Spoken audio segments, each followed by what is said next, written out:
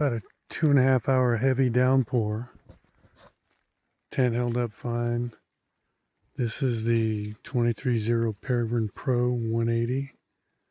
I didn't stretch it all the way out because I don't have the space, but just a quick setup. And then this is the Onyx 270 by 23-0. And again, I just staked out a little bit, but we can walk through there and come around to the truck.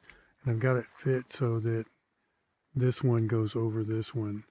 And you can still have the kayak on. It works. There's a race boat with the race graphics.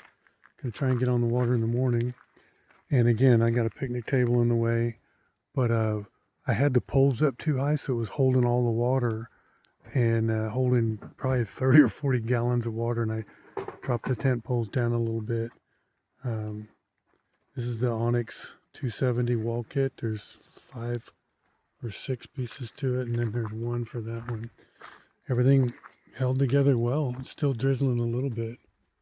We're up here at Muncho Lake in British Columbia, about 7 to 8 hours south of Whitehorse, Yukon territory.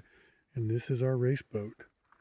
Hopefully we can get on that water in the morning, get some paddling in, hopefully have some sun so we can dry all this gear out and get back on the road to the Yukon River Quest.